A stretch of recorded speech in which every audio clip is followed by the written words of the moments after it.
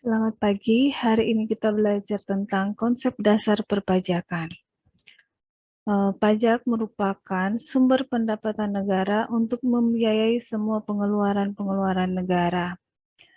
Pajak ini sebagai alat atau instrumen untuk menarik dana dari masyarakat ke kas negara, yang kemudian digunakan untuk membiayai jalannya pengeluaran rutin pemerintahan dan pembangunan, dan yang diberi amanah untuk mengemban tugas mengumpulkan dana sebanyak-banyaknya dari pajak ini adalah Direktur Jenderal Pajak atau DJP. Sekarang kita masuk ke subbab yang pertama, pajak dan pungutan lainnya. Sejak pajak diperhitungkan sebagai salah satu pemasukan paling penting bagi sebuah negara, banyak ahli ekonomi mengemukakan pendapatnya tentang definisi pajak. Tapi di sini Mem akan memberikan definisi pajak berdasarkan pengertian pajak menurut Undang-Undang Nomor 16 Tahun 2009 tentang Ketentuan Umum dan Tata Cara Perpajakan, pasal yang pertama. Pajak adalah kontribusi wajib kepada negara yang terutang oleh orang pribadi atau badan yang bersifat memaksa berdasarkan undang-undang dengan tidak mendapat imbalan secara langsung dan digunakan untuk keperluan negara bagi sebesar-besarnya kemakmuran rakyat. Pajak ini memiliki karakteristik. Berdasarkan definisi-definisi pajak dapat disimpulkan ada 5 karakteristik. Yang pertama, pajak dipungut berdasarkan undang-undang. Asas ini disesuaikan dengan perubahan ketiga Undang-Undang Dasar 1945 Pasal 23 yang menyatakan pajak dan pungutan lain yang bersifat memaksa untuk keperluan negara diatur dalam undang-undang. Yang kedua, tidak mendapatkan jasa timbal balik perseorangan yang dapat ditunjukkan secara langsung, jadi tidak hanya untuk individu-individu saja, tapi secara bersama-sama. Yang ketiga, pemungutan pajak diperuntukkan bagi keperluan pembiayaan umum pemerintah dalam rangka menjalankan fungsi pemerintahan, baik rutin maupun pembangunan. Yang keempat, pajak dapat dipaksakan. Apabila wajib pajak tidak memenuhi kewajiban perpajakan dan dapat dikenakan sanksi sesuai peraturan perundang-undangan. Jadi ada sanksinya. Yang kelima, selain pajak berfungsi sebagai anggaran, pajak juga berfungsi sebagai alat untuk mengatur kebijakan negara dalam lapangan ekonomi dan sosial.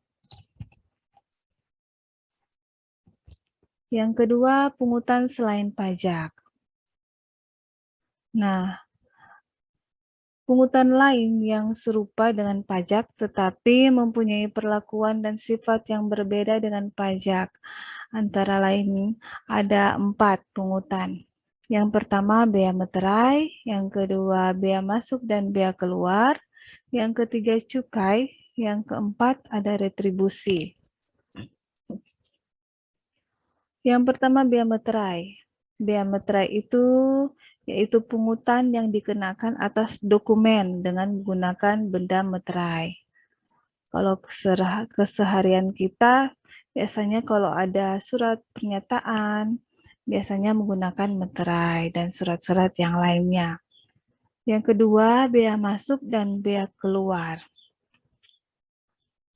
Bea itu yaitu pungutan negara yang dilakukan oleh Direktur Jenderal Bea dan Cukai berdasarkan undang-undang yang berlaku.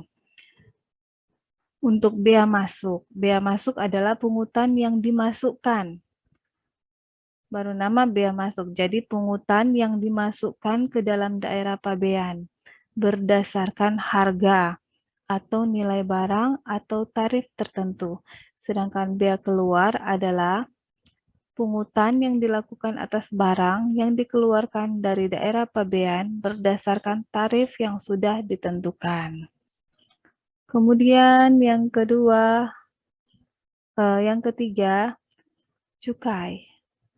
Cukai yaitu pungutan yang dikenakan atas barang tertentu yang sudah ditetapkan untuk masing-masing jenis barang tertentu yang mempunyai sifat atau karakteristik yang ditetapkan berdasarkan Undang-Undang Nomor 11 Tahun 1995 tentang cukai. Kemudian yang keempat ada retribusi.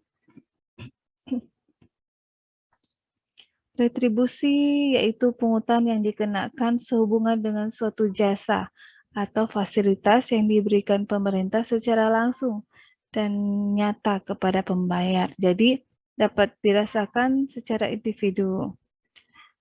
Retribusi pada umumnya mempunyai hubungan langsung dengan kembalinya prestasi, karena pembayaran tersebut ditunjukkan semata-mata untuk mendapatkan prestasi dari pemerintah.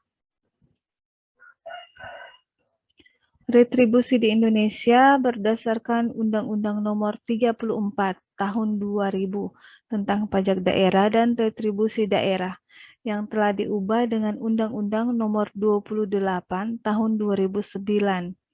Di dalam undang-undang tersebut dijelaskan bahwa retribusi adalah pungutan daerah sebagai pembayaran atas jasa atau pemberian izin tertentu yang khusus disediakan dan atau diberikan oleh pemerintah daerah untuk kepentingan orang pribadi atau badan.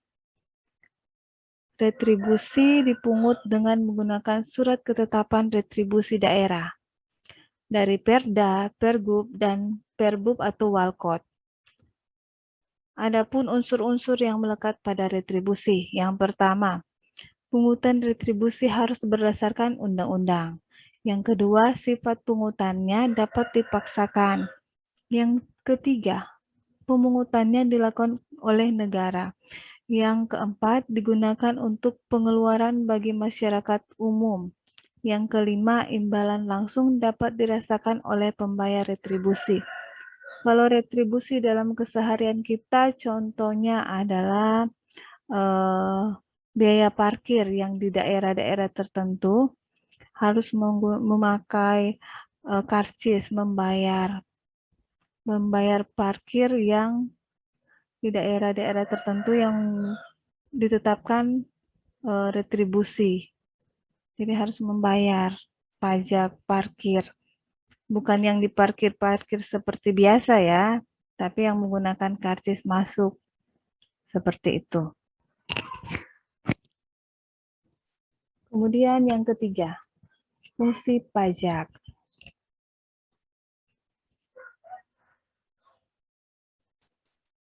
Fungsi pajak itu ada 5. Yang pertama, fungsi anggaran atau budgeteer. Pajak berfungsi sebagai sumber keuangan negara yang diperuntukkan bagi pembiayaan pengeluaran pemerintah, baik pengeluaran rutin maupun pengeluaran pembangunan sarana dan prasarana ekonomi, sosial, dan budaya. Contoh, dimasukkannya pajak dalam APBN sebagai penerimaan dalam negeri. Yang kedua, fungsi mengatur atau regularan. Pajak digunakan sebagai alat untuk mengatur kebijakan tertentu di bidang ekonomi, politik, sosial, budaya, pertahanan, dan keamanan. Contoh fungsi mengatur yang pertama, proteksi terhadap barang produksi dalam negeri dengan dikenakan PPN impor untuk belanja impor barang. Yang kedua, sebagai sarana untuk mendorong ekspor dengan cara mengenakan pajak 0% untuk ekspor barang. Yang ketiga, minuman keras dikenakan pajak yang tinggi, sehingga konsumsi minuman keras dapat ditekan. Yang keempat, barang mewah dikenakan PPNBM yang tinggi untuk mengurangi konsumsi. Kemudian yang ketiga, fungsi pemerataan pendapatan atau redistribution. Pajak yang dipungut oleh negara selanjutnya akan dikembalikan kepada masyarakat dalam bentuk penyediaan fasilitas publik di seluruh wilayah negara. Contoh, terdapat berbagai macam tarif yang dikenakan kepada wajib pajak. Dengan tarif progresif, maka wajib pajak yang memiliki pendapatan lebih besar akan dikenakan pajak yang lebih besar pula. Peranan pajak sebagai alat pemerataan pendapatan sangat penting untuk menegakkan keadilan sosial. Kemudian, ada fungsi legalitas pemerintahan atau representation. Pemerintah membebani pajak atas warga negara, dan warga negara meminta akuntabilitas dari pemerintah sebagai bagian dari kesepakatan. Maksudnya pengenaan pajak tidak diputuskan secara sepihak oleh penguasa, tetapi merupakan kesepakatan bersama dengan rakyat melalui perwakilan di parlemen. Kemudian yang terakhir, fungsi stabilitas. Pemerintah memiliki dana untuk menjalankan kebijakan yang berhubungan dengan stabilitas harga, sehingga inflasi dapat dikendalikan. Contoh, pemerintah mengatur peredaran uang di masyarakat, memungut pajak, dan menggunakan pajak. Ya, untuk subbab yang pertama ini, sampai di sini dulu. Selamat belajar, semangat belajar. Jika ada pertanyaan, silahkan dikirim di email atau WA atau bisa telepon, Mem. Terima kasih.